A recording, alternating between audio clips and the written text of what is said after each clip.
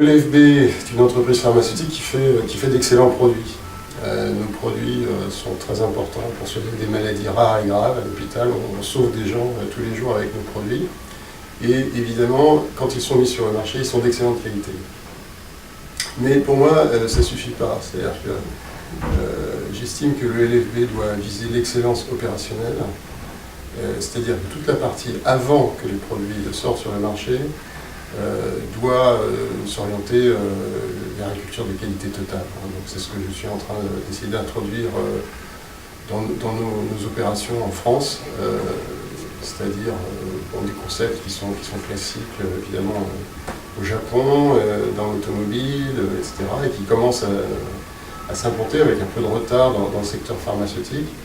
Et donc pour une entreprise comme la LFB, ça veut dire une démarche qu'on est en train de lancer, c'est-à-dire un soutien très très fort de la direction générale et de tout le management à cette démarche, parce qu'évidemment tout le monde a l'impression que ça vient en plus des opérations habituelles, etc. Bon, heureusement, je dirais, on a réussi à lancer cette démarche de manière vraiment très coordonnée et tout le monde, finalement, enfin la majorité des gens adhèrent parfaitement à ça. C'est-à-dire, naturellement, en fait, nos salariés veulent faire plus de qualité. Donc ça, c'est un levier formidable pour nous.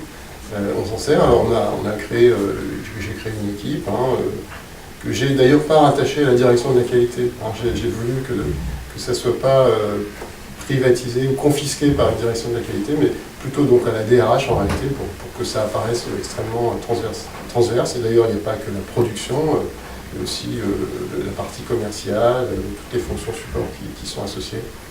Voilà, donc c'est une démarche. Alors on sait bien que ce genre de démarche, les résultats ne sont pas instantanés. Bon, il y a des quick wins, mais bon, il faut dérouler ça sur plusieurs années.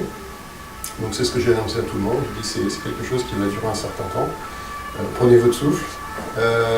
Mais encore une fois, on a une bonne adhésion et donc voilà, une équipe de tête en fait. Il y a 3 personnes à plein temps quand même qui travaillent